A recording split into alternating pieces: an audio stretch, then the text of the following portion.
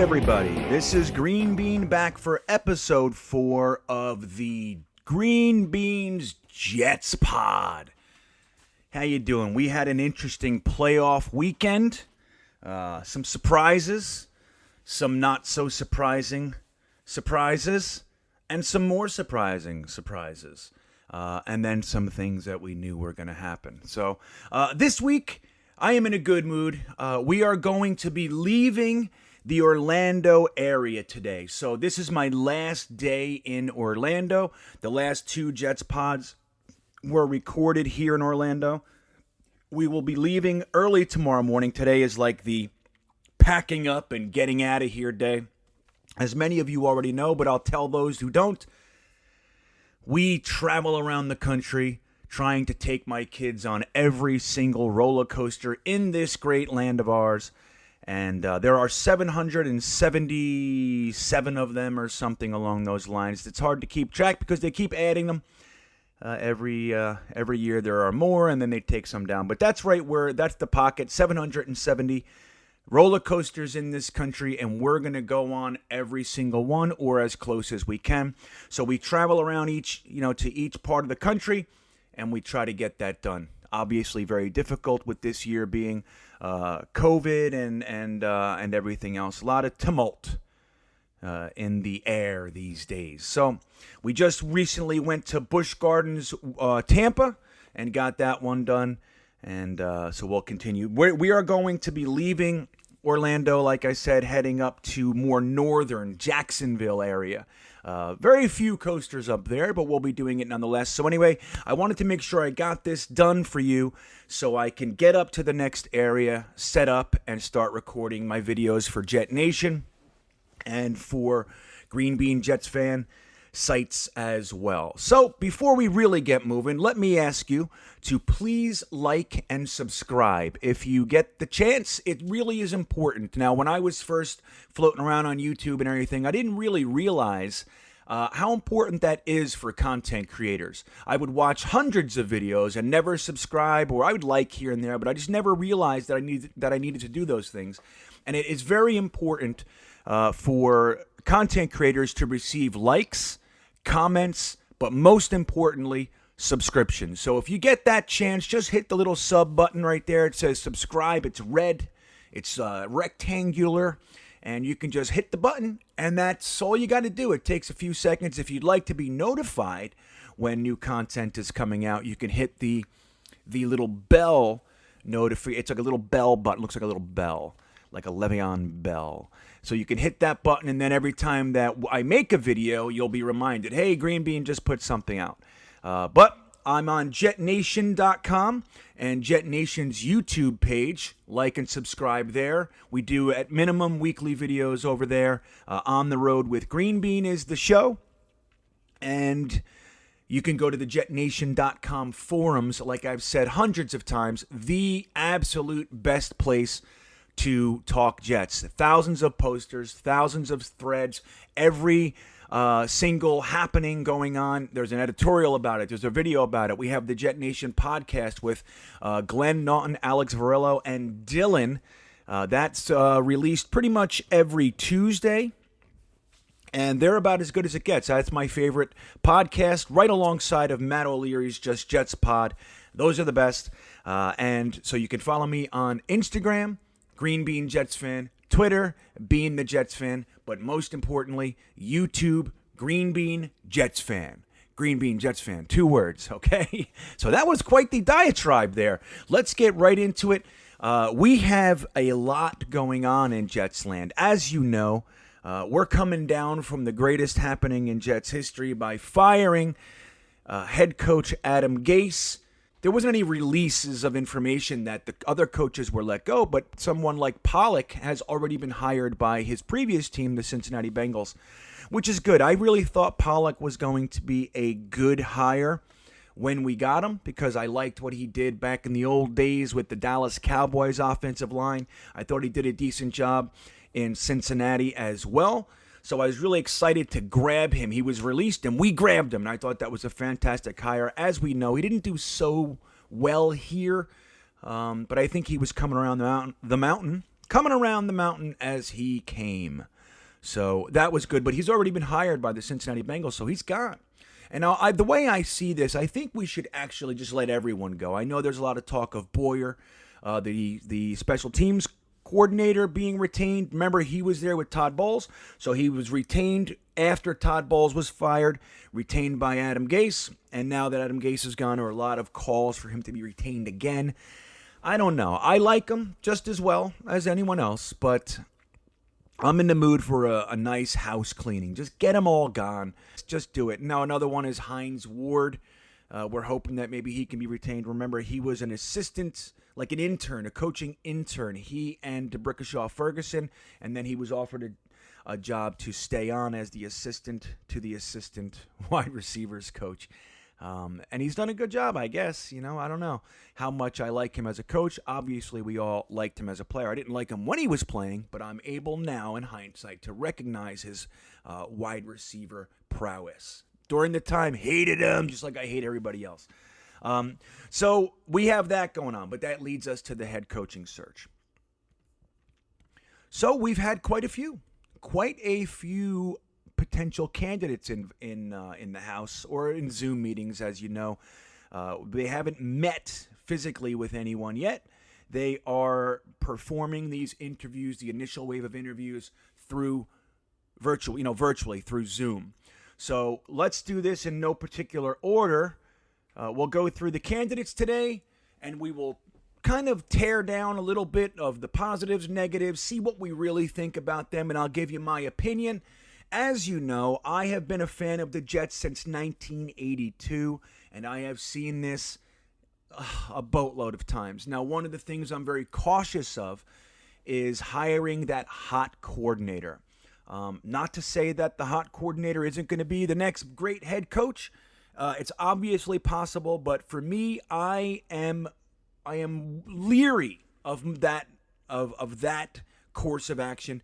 Namely because of our history there. The Jets have hired the hot coordinator more times than we've done anything else. So that goes all the way back to Walt Michaels, Joe Walton, Bruce Coslett, Pete Carroll.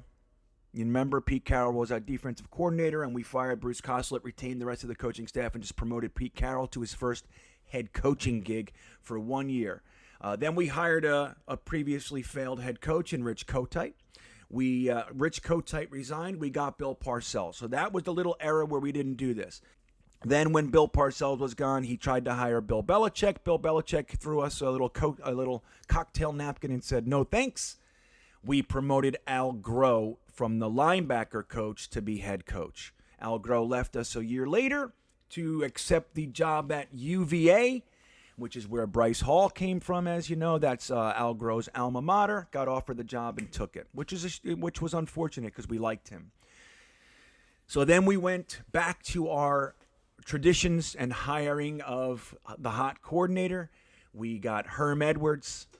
He wasn't even a coordinator. He was a defensive backs coach and the assistant head coach under Tony Dungy down in Tampa, and we liked that. So we went even lower than the hot coordinator. We grabbed the hot positional coach, and we grabbed Herm Edwards, placed him in the head coaching position, traded him to the Kansas City Chiefs after a few pretty successful years. Chiefs gave us a few picks. I think it was the 3rd and the 5th or something along those lines for Herm Edwards.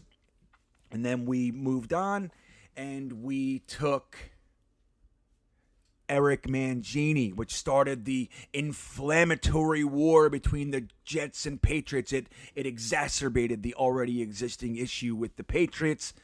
Hired Eric Mangini. That's where Spygate came from. He told on Bill Belichick, and that was not to be done. He didn't like that one bit. But we busted him, and that all went down. So then we fired Eric Mangini after a 10-6, a 6-10, I believe it was. Maybe it was 4-12, and a 9-7 campaign. We fired him and hired the next hot coordinator, Rex Ryan. Rex Ryan, obviously, first 2 years, great. Last 4 years, not so much. Fired him, replaced him with the next hot coordinator in Todd Bowles. He was the next big thing. Todd Bowles and his hybrid linebackers and all that sort of stuff. Remember? He was the hot guy. Hired Todd Bowles. He sucked. And then we went to the previous head coach, route. So we only like to hire a head coach if they have experience. We like to make sure that they're fired first. We want to make sure that their previous gig was a complete flop, and then we'll take them. We don't want anybody who's kind of, on a high note or anything like that. So we hired Adam Gase, and here we are. So going that route, we've actually hired 7 previous hot coordinators, and now a bunch of these guys fall right into that category. So we'll try to take a look at that and see how we really feel one way or the other. So let's get into it, shall we? So again, I'm not doing this in any particular order. I could have very easily just gotten the order, but I didn't. So I'm not going to do that. Maybe I'll get it right. Who knows? But so we have Marvin Lewis. Marvin Lewis. We all know Marvin Lewis, one of the great defensive coordinators of the last era. Obviously, most notably the 2000 Ravens, which at the time was going for the greatest defense in NFL history. The Jets scoring 14 points on Christmas Day ruined that for them. Thank you, Al Groh. But we didn't beat them, so we didn't get in the playoffs, but we did ruin that, at least to some degree. But they're still considered one of the greatest defenses in NFL history, and that was Marvin Lewis. Marvin Lewis was hired by the Bengals for their head coaching vacancy. In truth, that's the guy I wanted when we hired Herm Edwards. I remember wanting Marvin Lewis to be our head coach. But he was there for 16 years. He's a 62-year-old man. Currently, he is working under Herm Edwards, interestingly enough, as his co-defensive coordinator, assistant head coach for Arizona State. And they're doing okay, I suppose. But so I want to tell you something. Now he's really known for getting to the playoffs 7 times, 4 division titles in his 16 years with the Bengals. His total record is 131 and 122 and 3, which is a winning record. But he's most noted for his 0-7 playoff record. So he got to the playoffs 7 times, was never able to win one of them. And that is a black mark on your record for sure. But the thing to remember, number 1, they had 4 division titles. Number 2, they made it to the playoffs 7 years. So that's 7 years out of his 16, which leads 9 years that they were either terrible or good, but not good enough to get in the playoffs. But the 14 years before Marvin Lewis, the Bengals did not make the playoffs. So they were in a very long dry spell. When Marvin Lewis came on board, he brought them back to respectability. Don't forget the division he's playing in. It also has the Steelers and the Ravens, both of whom have won Super Bowls in that time. So he's got to overcome some of the best teams in the league, the consistently best teams in the league, in order to win the division. So he was better than the Ravens and Steelers and the Browns, of course. To get 4 division titles in that division and 7 times made it to the playoffs. So this is a guy who was able to coach his team to respectability and really to prominence to some degree. If they could just have pulled together a couple playoff wins, we wouldn't even be having this conversation, but he couldn't. And that's why he was ultimately let go. Now, the thing to remember, too, about the Bengals is that we like to complain about our owners. The Johnsons being the owners of the New York Jets. We like to complain about them. But the Cincinnati Bengals are notoriously cheap. They do not give any resources. They rarely play big in free agency. They don't make big flashy trades. Here and there they will. But so overall, he had to make do with just whatever was available to him. So they're not anyone, the organization is not one that goes out and tries to get you winning players. He also has a knock for having an undisciplined bunch. But don't forget, too, but that is true. There was consistently some issues with him having discipline problems, but he was the coach who took on the problems. Pac-Man Jones, he took on Perfect and some others, Ocho Cinco, and all those types of players. Marvin Lewis was the kind of guy that said, bring him over here, I'll work with those young men. So he's like a teacher. Now, that's not to say I want him, but I'm just saying it's not as bad on this as it looks on the surface. Marvin Lewis is exactly the kind of head coach that deserves another chance. You look at Pete Carroll. You look at Bill Belichick. Bill Belichick was a failed head coach. Went back and served, I think it was 8 years as a defensive coordinator under Parcells again, and then he got his head coaching gig again. So Marvin Lewis has been away from the NFL for 2 years, worked for the Arizona State team with Herm Edwards. So he's kind of away from a little bit. You can evaluate yourself. So he's the exact type of coach that would deserve a second chance. He really is. And I wouldn't be unhappy if we got him. I'd be slightly disappointed, but it's not as bad as it looks on the surface. And don't forget, since he left, the Bengals have won 6 games in 2 years.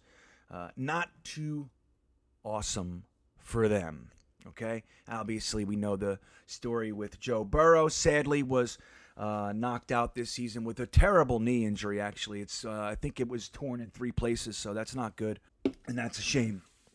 So let us move on to Robert Saleh. Robert Saleh is the 41-year-old defensive coordinator for the 49ers. He's known as a very high-energy guy. Players that play for him love him. They love his energy. They love his passion. He's also known as a fantastic teacher. That said, he's never had like the top defense in the league. He's really famous for the year they went to the Super Bowl, getting Coach of the Year. The assistant coach of the year, did a fantastic job that year. And then this year, 2020, was able to get them to the 5th-ranked defense with just a myriad injuries. I mean, he had all of his best guys went down, just all of them. I mean, the defensive line, the defensive backs, everybody was going down on this guy, and he was able to keep them playing at a high level. That all said, he doesn't have the greatest resume. He just interviewed with the Falcons and the Lions, and the word on the street is Saleh did not impress in his Lions interview, which is a shame because the Detroit legislature made a big deal about getting him up there. From what I understand, he is a Detroit guy, Michigan guy, and they wanted to get him back up there. They thought he was the perfect hire. Bring someone home that understands us, and let's move forward like that. But he laid an egg in the interview. Now, we don't know how solid that story is, that report. So Robert Saleh is one of those guys that you're really going on, somewhat of reputation and emotions, because he's done a good job, but he hasn't done a good job for that long, okay? Some of these guys, and we'll get to guys like Bienemy, they've unfortunately done a good job, but they get into the interview and they don't do well, which is unfortunate because the interview is important. But if you don't interview well, it's going to be factored into the decision.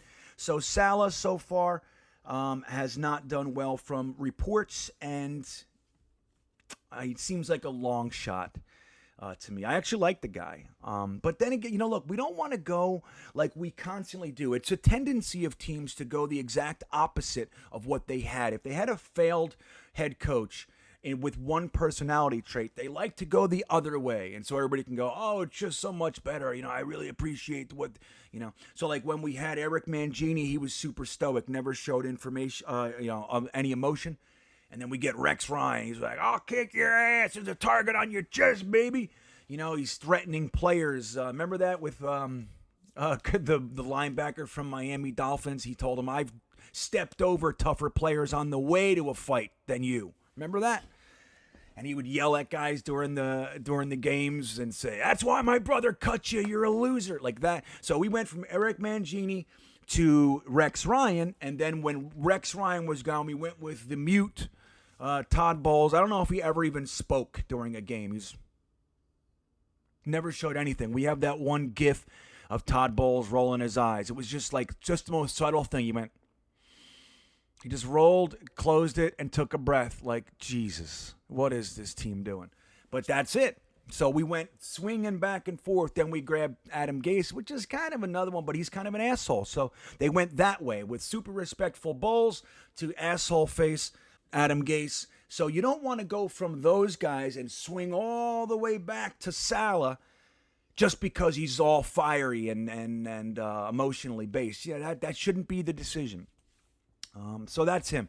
So another one, that brings us to Eric Bienemy. Why not? Eric Bienemy just interviewed this weekend. this past weekend. He is a 51-year-old offensive coordinator of the Kansas City Chiefs. Now, I'll start with some of the negatives because that's all I tend to see with this fella. Now, he's the offensive coordinator for the Kansas City Chiefs. The Kansas City Chiefs, get down. Sorry. The Kansas City Chiefs, no, go lay down. Go lay down. You want to see my dog? Come here. Hello. He's like, why are you paying attention to me? I like attention too, Daddy. That's my dog voice. So he's the offensive coordinator for Andy Reid. Now, Andy Reid is one of, if not the best coach in the NFL right now. I think he will go down as one of the better coaches in NFL history. He's fantastic, and the Eagles are kicking themselves for letting him go because he couldn't seem to win the big game. Sound familiar, Marvin Lewis? Like, that's the thing. A good coach is a good coach, man. You don't let those guys go just because of the emotions of the day, in my opinion. So Eric Bienemy works for Andy Reid. Andy Reid calls the plays, hands down.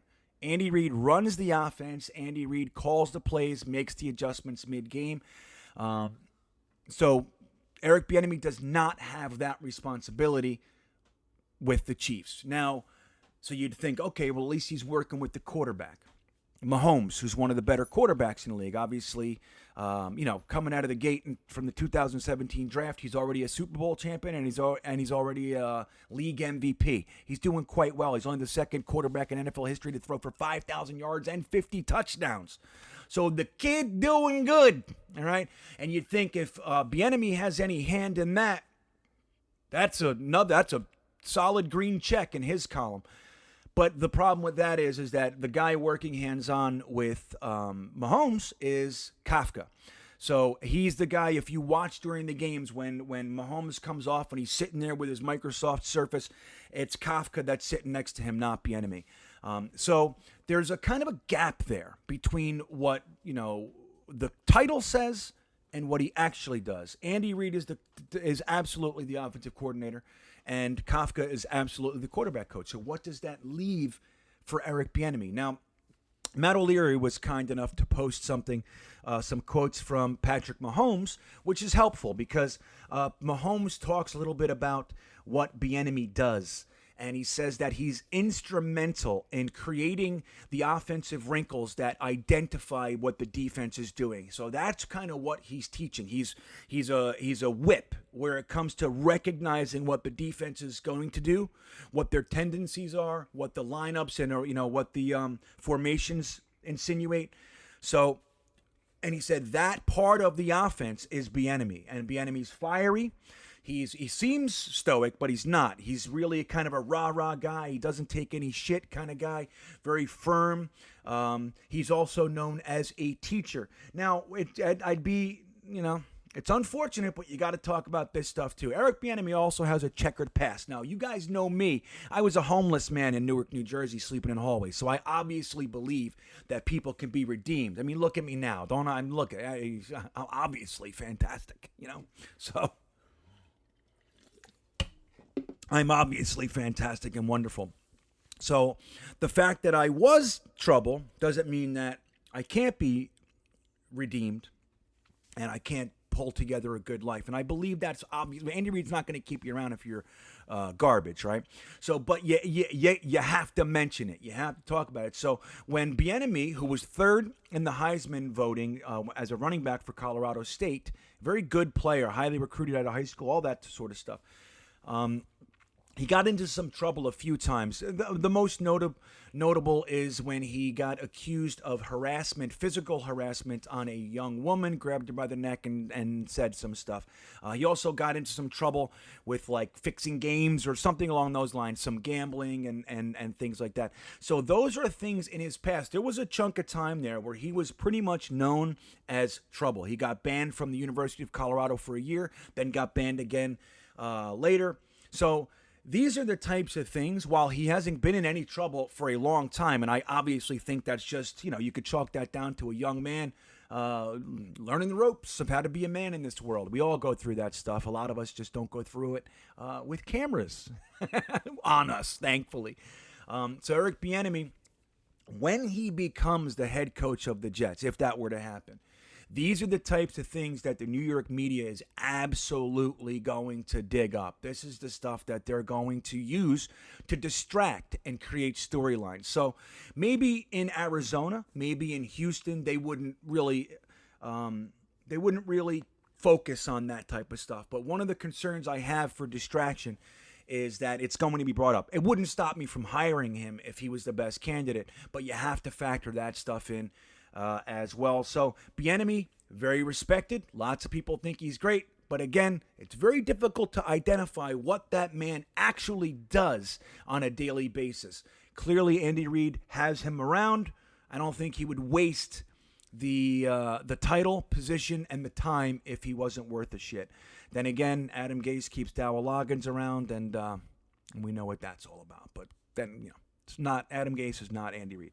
So that's Eric Bienemy. A lot of people like him. He has a long, he was running backs coach, tight ends coach. He was an assistant head coach in 2010.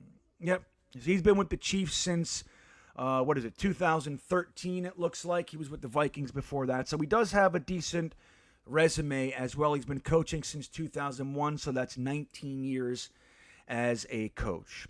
So that will bring us to another guy, Brian Daboll. Now, Brian Daboll, look, his claim to fame is Josh Allen. That's what he's got going. That offense is firing on all cylinders. They just beat the Indianapolis Colts, the Phillip Rivers-led choke artist-led Colts. For some reason, Phillip Rivers, he has the same thing Marvin Lewis has. He can't seem to put it together in the playoffs. He played well. Decent game, exciting game, but they lost. And Brian Daboll is the offensive coordinator of those Buffalo Bills, and they have had a resurgence under his lead as far as the offense. Now, the interesting thing about Daboll, we'll back it up a little bit. Josh Allen is really the thing that you would consider hiring him as a head coach, but let's give you a little bit of his lineage. So he was actually a defensive assistant for the Patriots in 2000. So he's coached both defense and offense. Now, he was a wide receivers coach after being a defensive assistant. So Bill Belichick liked Brian Daboll. Now, he left with Eric Mangini. Eric Mangini brought him with him to the New York Jets when he left the Patriots, and he was our quarterbacks coach. So he coached Chad, Kellen Clemens, and Brett Favre. In 2009, Eric Mangini took him over to the Browns. When we fired Eric Mangini, the Browns hired him. Sound familiar? This very rarely works. When a coach is fired over there and he gets hired right away, it just doesn't seem to work all that often. Did work in Andy Reid's case, but that's Andy Reid. And you could tell the difference right out of the gate there. So he actually went over to the Browns with Eric Mangini, and he was their offensive coordinator. Now, when he was the offensive coordinator for the Browns, the first year he had the 32nd ranked offense. Sound familiar? The next year he improved drastically, the 29th ranked offense. So this guy struggled over there in Cleveland, and they were let go after 2 years. He could never get the offense going. Obviously, we know they player deficiencies and all that sort of stuff, but he wasn't able to utilize and maximize the talent of the players that he did have. So, being able to take guys that are not necessarily all pros and elevate them is very, very important. Now, it was his first gig as an offensive coordinator, so you can throw that in the bag. You can say, okay, well, he was learning. And he was. But it's important to remember, 32nd ranked offense, 29th ranked offense. He went over to the Dolphins in 2011, and he took their 30th ranked offense and improved it to 20th ranked offense. So that's pretty much what he has going into the Bills job. He was 32nd ranked, 29th ranked, 20th ranked. So he's improving, okay? He's improving, and you can see it. He was hired as for the Kansas City Chiefs under Romeo Crennel, and he was only for 1 year in 2012. He was the offensive coordinator there. Romeo Crennel was fired, and he went back to the Pats, Daboll did. So he was a part of the Super Bowl winning team in 2012, and he was the tight ends coach for them that year. Then he went to Alabama under Nick Saban. So you can see he's got some heavyweights there. Some Bill Belichick. He has Romeo Crennel, who's, even though not so great as a head coach, one of the best defensive coordinators out there. He was great as our defensive line coach for many years under Parcells. And Nick Saban in Alabama. He was our offensive coordinator there. And so he came over to the Bills, and they gave him Josh Allen with the 7th overall pick. And obviously he had more issues than most of the other quarterbacks, being Baker Mayfield, Josh Rosen, Sam Darnold, and Lamar Jackson. Josh Allen was seen as the hit or miss. All the arm strength in the world, good running ability, very tall, strong, lean guy. But his accuracy, he was wildly inaccurate. Daboll took that guy and steadily improved what Josh Allen was able to do. And he's in the MVP conversation, which is just, it's mind-blowing to me. But that's testament to how good Daboll has done with Josh Allen. And they had the 2nd offense in scoring in 2020 and the 3rd overall offense. Now, just to give you a little bit of perspective here, the Bills have been known as a defensive team for the past number of years. So they relied on their defense to really carry the offense all these years. So this year in 2020, like I said, they were 2nd in scoring, 3rd in overall offense. The defense was 16th. So even though they're still kind of known as a defensive team, man, the offense has carried the defense in many respects this year, and that is because of Brian Daboll. So even though I definitely categorize him as the hot coordinator right now, he has a little bit of history. He has a little bit more of a track record of steadily improving, learning under positive, really strong coaches. And a wide variety of coaches. He has the defensive side, the offensive side, coach tight ends, coach quarterbacks, offensive coordinator, wide receivers. So this guy has a little bit more rounded of a resume than most others. And if you want someone to work with your quarterback, Brian Daboll's about as good as it gets currently. Still scares me. But that's what we're looking at. And just one last little nugget. If he and Joe Douglas were standing next to each other outside of a bar or a restaurant, you'd walk by because they look mean, nasty, and they look like twins. So I think it falls right into that category of like culture, big, bald, bearded dudes who don't take shit. That's the Jets. So I think that would be a pretty good thing as well. So that's Daboll. Daboll just interviewed, and from what I understand, did well in the interview. I heard one little dripping of that. It had a good interview is what someone said, but I don't know much more than that. So who else do we have? We have Joe Brady. Joe Brady, the Wonder Boy. So many people love Joe Brady. He has gained the moniker the next McVay. The next McVay. Joe Brady, the next McVay. I don't know where it's coming from. Now, I want to preface this by saying I don't know if this guy is going to be the next McVay or not. I just don't. I don't say he's not going to be. I just don't understand where the support for the argument is. Now, let's go through this. Now, some people I respect a great deal love Joe Brady. Now, I looked into Joe Brady extensively. Last year, there was a poster on Jetnation saying Joe Brady should be considered as for the head coach. Last year, and this was after just what he did at LSU. So this is not necessarily new, but it is new because he's only been around for 2 years. So let's look at this guy. Now, right now, Joe Brady is the offensive coordinator of the Carolina Panthers. This is his first season as a offensive coordinator. Now, he started in 2013. So he's only been coaching for 7 years, period. 7 years. Period. Okay. He started as a linebackers coach for William and Mary, which is where he is that's where he's an alumni of William and Mary. Went to Penn State for 2 years as a graduate assistant. So I don't know what that is necessarily. It doesn't sound like too much in-game management. There's a graduate assistant. So even though he's been coaching for 7 years, 2 of those years were as a graduate assistant. So that drops it down to 5 years of coaching. He was under Sean Payton for 1 year, or actually 2 years, 2017 and 2018, as an offensive assistant. So he didn't have a coordinator title, was not involved in any positional coordination either. He was an offensive assistant. So basically he ran around between each department and was able to do different things for different people. But under Sean Payton, and that has to go down as a positive for him, because Sean Payton is one of my favorite coaches in the league, and I hate him because of that. So how does it work, Bean? How does it work that he's your favorite yet you hate him? It's quite simple in here. If they're good and I respect them, it doesn't mean I like them. Okay? I hope that helps. I hate his guts. So Joe Brady was underneath Sean Payton as an offensive assistant for 1 year. So then he went over to LSU. Now, this is where it gets people all hot and bothered. This is the year that gets us. Look what Joe Brady did. Now, I want to tell you something about this. I read more articles and dug into the other staff members on LSU, okay, to try to get some perspective on what Joe Brady actually did over there. So, Joe Brady's position was the passing game coordinator and wide receivers coach.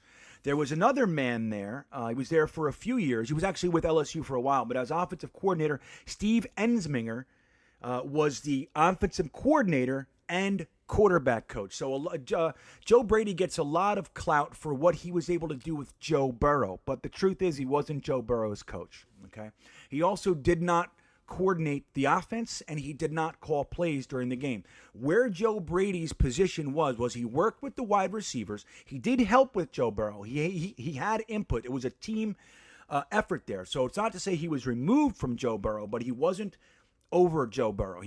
That wasn't his coach, Joe Brady.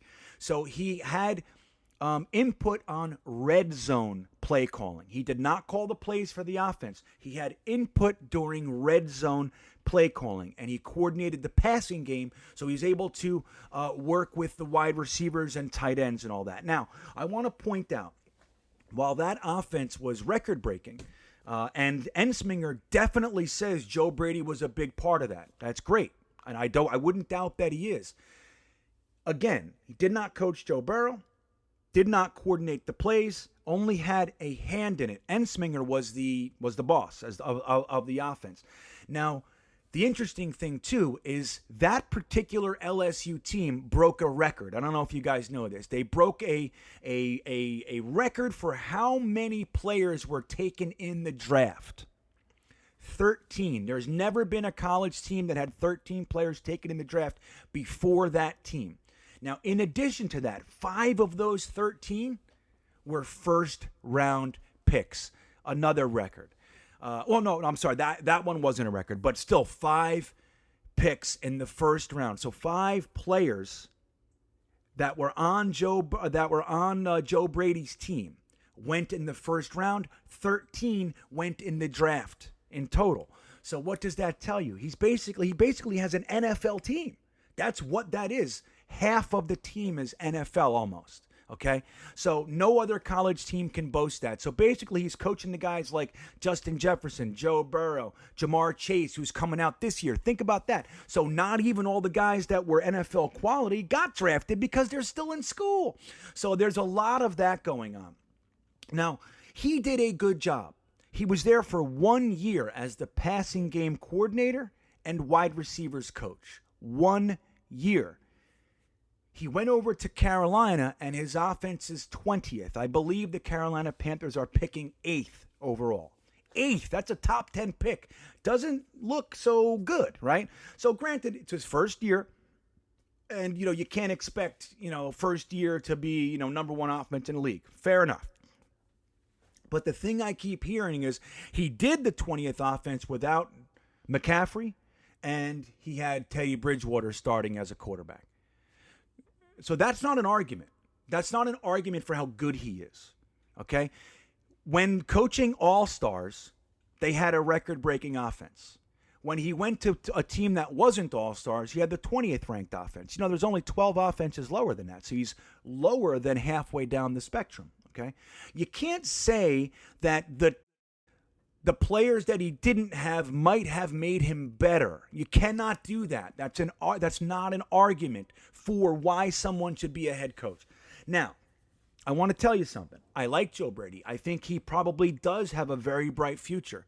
But this is exactly the type of coach that if you hire him for a head coaching job early, it's exactly the type of coach that ends up being Pete Carroll with the Jets. Okay? It's the same thing. Bill Belichick with the Browns. It's the same thing. He only has 1 year of experience coordinating half of the team. Okay? 1 year, half of the team. Why on God's green earth do we think he's ready to take over the massive operation, the shit show of shit shows that is the New York Jets and the New York Jets fans and the New York Jets media? We're not going to have patience for this 31-year-old man to learn the ropes. In a year and a half, we're going to be throwing shit at him, okay? Because if he doesn't come out of the gate firing on all cylinders and being great right out of the gate, it's over for him. We're going to swallow him alive. And then it will be the experience for the next place that he goes, just like these other guys, okay? So I'm not saying that he shouldn't be a great head coach. And if Joe Douglas believes he's the guy, I'm gonna support it 100%. I'm just saying I don't see it. I do not see it. And I don't know how anybody else can. I just don't see it. I think we're probably thinking more with hopeful emotions. You know, kind of piecing together some missing links there. We're just kind of making assumptions. I don't get the Joe Brady thing. Like him, 31 years old, probably needs about 5 more years in the oven, maybe 3 at least, of top-tier offense, man. Look at Cliff Kingsbury, okay? Cliff Kingsbury he was fired from Texas, came over to the Cardinals, had the number 1 pick, traded for DeAndre Hopkins. They have a very, very good team over there, and they're out of the playoffs, man. They didn't make it into the playoffs, okay? So I'm not saying he sucks, but I'm saying these guys, if that was over at the Jets, if he had all those players on the Jets, number 1 pick quarterback in his second year, all those kinds of things, we'd be chopping his head off. You know it, I know it, okay? He's just not the guy. All that sort of stuff would be happening. Kingsbury might be great, but 2 years, didn't make the playoffs yet, okay? And just saying, he looks like he might be on the downswing a little bit, okay? There's some rumblings over there in Arizona of people being disappointed. Let's just leave it at that, okay? So that's Joe Brady. Again, don't know if he's going to be great. Don't know if he's the next McVay. I don't. But I'm just saying, there are more concerns than positives. He hasn't been around long enough to have a list of positives. He's got no resume, guys. None. He was an assistant. That's it. Maybe he's the guy. If Joe Douglas thinks it, I'm behind it. I'm just saying, for me, I need more of a resume. So who do we got? We got Eberflus. 50 years old, defensive coach of the Indianapolis Colts. This is an interesting one because he was, when Josh McDaniels accepted the head coaching job for the Indianapolis Colts a few years ago, Eberflus was the defensive coordinator that he hired. Then Josh McDaniels said, on second thought, I'm going to bounce. I'm not going to take the job, which is just the worst. He should never get another head coaching look in his entire career. Never. The NFL should band together and say, no. No. No. That's what they should say. Bad. Bad boy. My dog's coming over. My dog's coming over like, what'd I do? Not you. You're a good boy. You're a good boy, I promise. You're like, what? Am I in trouble, Daddy? So he went back to the Patriots, and Eberflus was sitting there. Now, when they hired Frank Reich as the backup, you know what I mean, like the alternative, they hired him from Frank Reich was the offensive coordinator for the Philadelphia Eagles, and they hired him to be the head coach. Frank Reich wanted to pick his own defensive coordinator. He did. He didn't want Eberflus. I don't know this guy from Adam. So the GM of the Colts lobbied for him and said, look, dude, this guy's actually very impressive, and we really like him. We were impressed in the interview. They introduced him, and Frank Reich decided to keep him. So that's where the interesting piece is. Now, in truth, where is he here? In truth, I'm not all that impressed with this guy. He's known as a ultra demanding guy, very disciplined and fiery. So he's not like disciplined like Bowles. Bowles wasn't disciplined, but like he's not like Eric Mangini where he's like kind of a jerk about it. He's disciplined in the way that inspires people. Like I guess you could kind of classify him like Joe Judge. Okay, over for the Giants. He's gonna do things the way we're gonna do it, and you're gonna adhere or you're out. It's just that simple. So that's a positive. He's only really been able to get into the top 15, 11 in total defense. He's got a decent resume. Started coaching in 2001, defensive coordinator for Missouri. He was a linebackers coach for the Browns.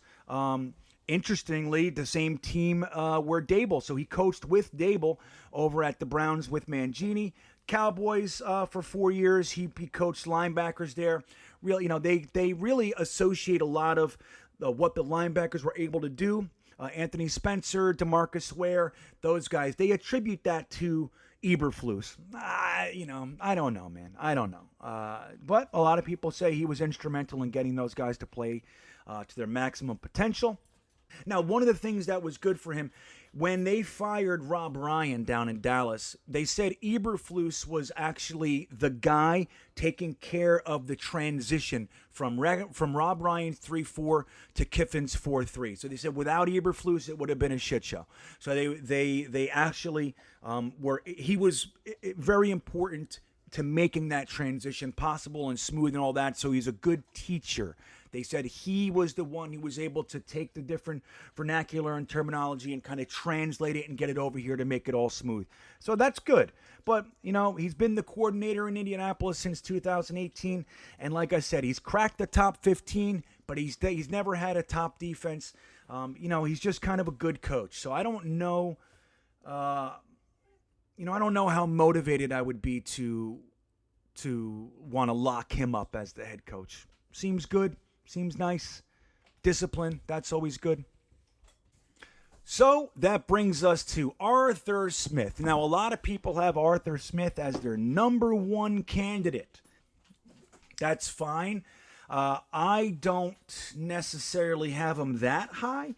I think it really boils down to, with Arthur Smith, is Tannehill. That's really it. I mean, that's kind of what we're looking at here. What he's been able to do with the Gase destroyed player is kind of applicable to what the Jets are trying to accomplish. So there is that. Arthur Smith started coaching in 2006. He's 38 years old, another young fella. He was a graduate assistant in North Carolina University in 2006, moved on to the Redskins, for now the Washington football team, 2007, 2008 as the defensive quality assistant. Went to Ole Miss for a year, defensive intern. Really started coaching. He went to the Titans as a quality control. Then he moved into his coaching in 2013. So another one. He's got 7 years of coaching, really. I mean, you can talk about graduate assistants and quality control and all that, and I know it has value, but I don't know what value it has toward feeling like someone's going to be a good head coach. So he was the tight ends and offensive line coach for the Titans in 2013. So the interesting thing is he's been with the Titans for a long time, okay? That says something. So he's there, Brant Boyer, okay? He's the guy that no matter what coach comes on, they go, oh, no, I want that guy. So that says something. He got moved to offensive coordinator 1 year ago when LaFleur was taken to the Green Bay Packers to be the coach up there, the head coach up there. Another one who didn't really have too much of a track record, so that bodes well for these young, hot assistants, but not every team has Aaron Rodgers as well. So Arthur Smith has been an offensive coordinator for 2 years. That's it. He has done a fantastic job with Ryan Tannehill and Derrick Henry and that offense. He's done a great job. Now, sadly, the day I'm recording this is one day after they lost in the playoffs, and the Ravens urinated all over their symbol in the front, the center of the field. So, there's all that sort of stuff. But they were beaten yesterday. Not his fault, but, it is what it is. But they couldn't seem to get Derrick Henry going all that well, and Tannehill didn't look all that great either. So it's only one game. But again, Arthur Smith, while doing a great job with Ryan Tannehill and the offense, guys, I don't see it. I just don't see where the love comes from. It's a lot of piecing things together about what you think he'd be able to do and all that. I just don't see it. This is what it boils down to. 2 years as an offensive coordinator, very good offense. That's it. Everything underneath that, he has a shaky foundation, man. And now, again, I'm not saying he won't be the greatest thing since sliced bread. I don't know. But neither does anybody who likes this guy. Okay? And that's the concern. Again, I want to make sure that I reiterate. I'm trusting Joe Douglas so much that I fully support anyone that he hires. I don't like this idea. Oh, we'll get to that in a second. There's trading bullshit, and we'll get to that in just a moment. But if out of these candidates, which in truth I'm not all that impressed with as a group, I like Daboll. I like Bienemy more than I used to, and I'll get to one little side note on that in a moment as well.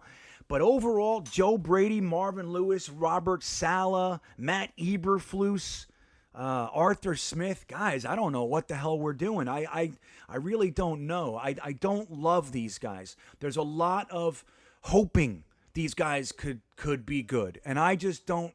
That's not how I roll, man. I've been around the Jets a long time. Longer than Douglas, longer than the Johnsons, man. We've been around a long time. We've been here before. We've seen these mistakes. We've seen the excitement for Bruce Coslet with Boomer Esiason getting to the Super Bowl. Hottest offense in the league. He came over here, he laid a big fat turd, man, because he wasn't ready to be a head coach. Okay? Joe Walton, he's one of the greatest offensive minds in NFL history, they said at that point. He was so good that nobody could understand a damn word he was saying. That's how smart he was, which is the same thing with Adam Gase. They say he's so brilliant, nobody gets it. So what the hell good is it? If you're so smart that you can't even speak English, sorry, can't use you. Really great. Go home and write, hypothesis on this and that and other thing. Hypotenuse triangle. I wanted to say that. I don't know what it means. I want to say this too. Isosceles. What does it mean, man? I don't know. So, Arthur Smith might be great. I'm unimpressed. Joe Brady might be great. Unimpressed. Eric Bieniemy, like him more than I used to. Unimpressed. Matt Eberflus, please. Robert Saleh, yeah, he's great. He yells at players. Good, great. I don't like him. I'd be more comfortable with Marvin Lewis than any of those guys. I would. Now, we have some guys coming up. Aaron Glenn. Love Aaron Glenn. Is he ready to be a head coach? No, I don't see it. But it's like, I love Aaron Glenn. I think he's absolutely supposed to be a defensive coordinator for a little while. He obviously was our cornerback from 94 to 2001. I remember picking him in that draft. I remember taking him in the first round. Loved it. That was the same year that the Giants took Cedric Jones, who I thought was going to be pretty good as well. You're like, who? Exactly. He didn't do so well for the Giants. But he was the Saints secondary coach. He's the Saints secondary coach now. So he has never even been a defensive coordinator. I don't know where this is coming from. I just don't see it, guys. Now, Aaron Glenn, I love Aaron Glenn. If we decided to bring Aaron Glenn aboard, I even think he might get a little bit more rope from a lot of us Jets fans because of who he is in our history. But still, I don't know if he's the guy. I just don't know. I love him. I would support him 100%. I would sing his praises. Loved Aaron Glenn. But, again, it's just like, this is the head coach of the New York Jets, guys. This is the head coaching job of the most damaged franchise in the NFL. We are an absolute monster. We're not the Cardinals. We're not the Jacksonville Jaguars. We are not those teams. We are the Jets. The entire world's waiting to poke. They're waiting to throw stuff. The entire world, national media, loves to over-amplify our issues. Eric Bienemy comes on board. Bet your ass within the first 2 weeks, we're going to hear all about the Colorado assault charge. Mark it. Okay? Mark it. Mark my words, Jetnation. Okay? That's going to be what he deals with here. If he went down to Jacksonville, they'd even help him. Let's keep that in the past. We don't want to hurt the guy trying to get our team to prominence. That's how they think elsewhere. Here, if it bleeds, it reads, or it leads. If it bleeds, it leads. That's their moniker. That's their rallying cry. Find the blood and exploit it. Throw the chum in the ocean. Let's get the sharks. That's how they do it here. So, I don't know. Now, let's talk about this with Eric Bieniemy. Now, so there was, obviously, about my victory dance I took this week with Matt O'Leary and Ryan from Jets Talk 24/7, poking some fun about the old man and his thoughts on Deshaun Watson. Whether or not he gets traded, I'm already victorious because they said that he was potentially on the block, and that's all I needed for that. But the interesting thing is, it was seemingly a lock. A lot of people thought it was very, very likely that Bienemy would just go to the Texans job, coach Deshaun Watson and all that. And there's a report that came out that Bienemy has no interest in the Texans job because they're just too deep in a hole, no draft picks, no money. And that's, believe me, a lot of people are going to look at it like that. And Deshaun Watson, well, was the only guy he wanted interviewed, and they haven't even set up an interview with him yet. He doesn't want the job, and they don't want him, and that's pissing Deshaun Watson off. So there is something to be said for hiring Bienemy and making that trade with the Texans to get Deshaun Watson. You can go deep into what I think the compensation would be. I don't think it's as bad as you think to get him this year. This is the 1 year opportunity, and Joe Douglas needs to explore that. But yeah, so that's an interesting wrinkle, and that's another positive for Eric Bienemy. It is. Now, I want to know where guys like Greg Roman, Wink Martin Doobie are. I want to know where these guys are, okay? I want to know where those coaches are. Where are these guys? Where is Pat Fitzgerald? Where is he? I want him to be interviewed, man. And look, and this is like the last video I made. I told you not to, just don't focus on all the rumors as if they're truth, okay? We heard that Matt Campbell was coming in for an interview. Yeah, we got him. He said no to us last time. 24 hours later, Matt Campbell has no interest in interviewing with the Jets. Oh, then we heard he is interested. It's just not set up yet. Yeah. And then it was like, he's committed and staying at Iowa State. Oh, and that's what happens. It goes all over the place. You can't buy into these rumors. And that leads me to my closing point. There's another rumor that came out yesterday. And while I tell you not to buy into rumors, I'm going to tell you something right here. If this fucking rumor's true, I'm going to lose it. Making a trade for Doug Peterson, the current head coach of the Philadelphia Eagles, would really grind my gears, man. Okay? I would rather have Daboll, Marvin Lewis, Eric Bienemy, Pat Fitzgerald, Greg Roman, all these guys, rather than giving up a shred of draft capital to get a guy who's basically being chased out of Philly. Okay? I know they had a sacrificial lamb in Jim Schwartz. They chopped his head off and said he was the problem. Great. But he hasn't done a damn thing since Frank Reich left, and it's been said Frank Reich was the brains behind that operation in many ways. Okay? So why would we want to take this guy on and trade picks for the right to do it? I know he went to the Super Bowl. He's clearly a good coach. Don't give up picks for coaches. It's never worked out. Except the Patriots giving us picks for Bill Belichick, of course. Don't do it. So that all said, guys, we're going to hear more news this week about different coaches. I hope this helped you to understand a little bit more what we're actually talking about. Lots of people are making their top 5, top 10 coaching lists and all that sort of stuff. But in truth, a lot of us don't even know what we're talking about. We're just kind of hearing the news of the day, and we're making lists. And I get it. I do that too sometimes. I'm not saying anything's bad, but I'm saying for you, if you want to know exactly what it is you're talking about, if you would like to really make an informed opinion so you can know to get pissed off or happy or not, don't just be happy because other people said you're happy. Don't be pissed off because somebody else said you should be pissed off. No.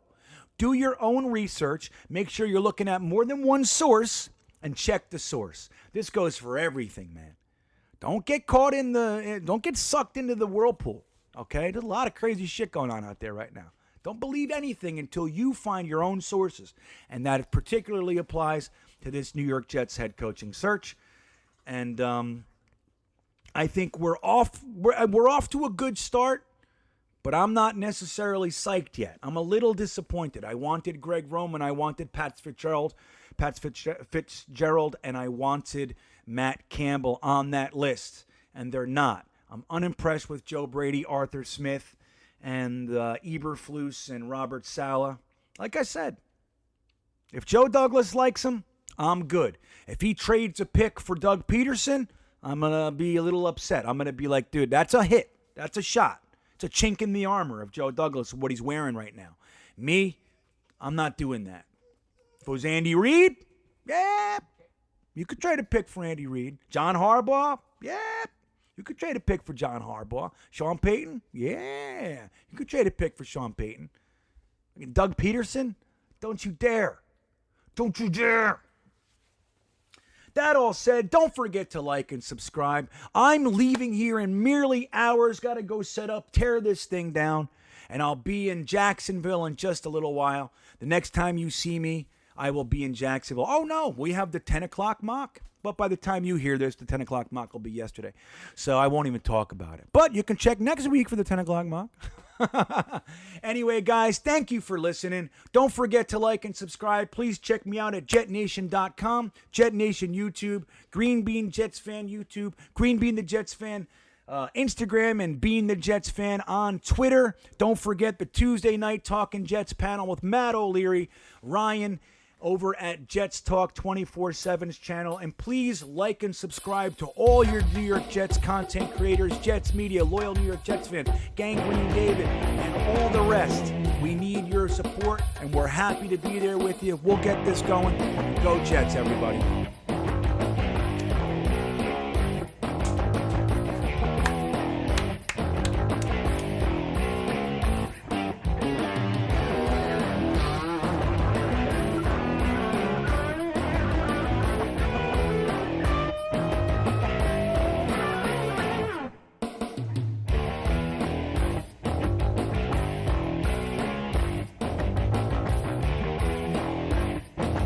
Joe Brady ain't good for me, good for me, good for me. I don't like no Joe Brady. Doodly, doodly. I don't really like Bienemy. Doodly, doodly. That's those coaches aren't good for me. I want somebody bigger and better and balder. Yes, I do. Daboll's got a big bald head, and that's what I like. Oh, yeah, yeah, yeah. Ding dong, wag a dagger, snick a nagger, snick a nagger. Have a good day. Oh.